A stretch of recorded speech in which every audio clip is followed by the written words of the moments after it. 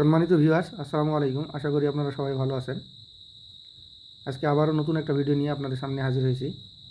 আজকে আলোচনা করব ধানের পাতা পোড়া বা পাতা ঝলসানো রোগ, ব্যাকটেরিয়াল লাইফ ব্লাইট বিএলবি রোগ নিয়ে। ধানের পাতা পোড়া রোগ একটি ব্যাকটেরিয়াজনিত রোগ।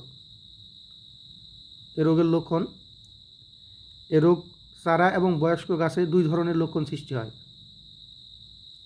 চারা অবস্থায় একে নেতিয়ে পড়া বা চারা পচা কিসেক বলে এবং বয়স্ক অবস্থায় একে পাতা পোড়া রোগ বলে।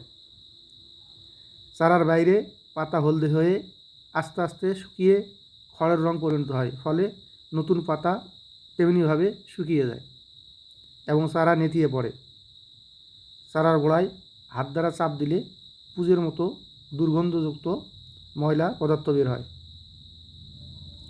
বয়স্ক গাছের পাতায় প্রথমে কিনারায় এবং আগায় ছোট ছোট জলছাপের মতো দাগ দেখা যায়।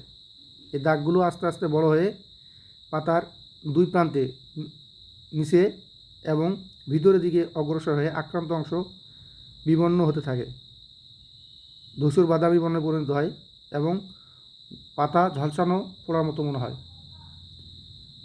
অনেক সময় দেখা যায় পাতার দুই কিনারায় অতিরিক্ত ঝলসানো দেখা যায়। যদি আমাদের জমিতে এরকম লক্ষণ দেখা যায় তাহলে আমাদের করণীয় কী বা এর সমাধান কী?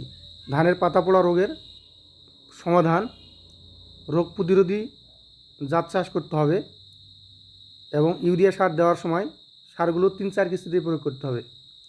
রোগ দেখার পরে ইউরিয়া সার এর প্রয়োগ বন্ধ রাখতে হবে।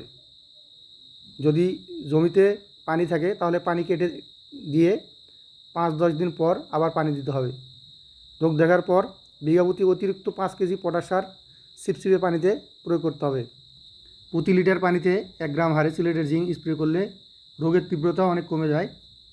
আক্রান্ত জমিতে 100 গ্রাম স্প্রে পটাশ 10 লিটার পানিতে মিশিয়ে স্প্রে করা যেতে পারে।